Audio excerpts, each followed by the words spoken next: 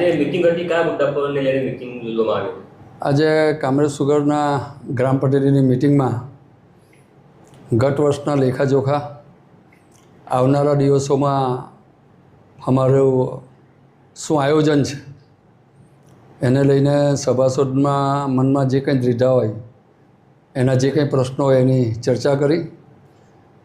ખાસ કરીને રોપાણ અને કટિંગ બાબતની ચર્ચા થઈ, ભાવ બાબતની ચર્ચા થઈ અને જે રીતે માંડવી સુગરનું ખાનગીકરણ થાય છે એ સહકારી ધોરણે રહેવી જોઈએ અને કામરેજ સુગર ફેક્ટરી અને એના સભાસદો, એના સંચાલકો સાથે મળીને એ સુગર ફેક્ટરી વેચાતી લેવા માટે સરકારશ્રીમાં જે લાગી છે, વાત કરી છે, એ અમારી શરતે જો સરકાર સંમત થતી હોય તો આવનારા દિવસોમાં એ sugar factory, Kamrej sugar factory લેવા માટે પણ રેડી છે.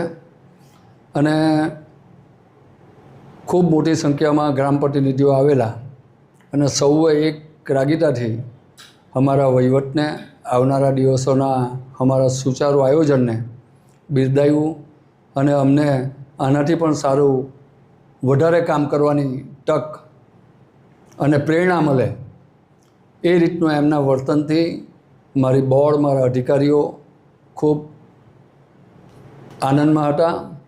અને હું માનું છું કે કોઈપણ સહકારી સંસ્થાને આગળ લઈ જવા માટે વ્યવસ્થાપક બોર્ડ, અધિકારી અને સભાસદ ત્રણેયનો સમન્વય જો થાય તો સૌથી સારું રિઝલ્ટ મળી શકે. એનો પુરાવો મારી કામરેજ સુગર ફેક્ટરી છે.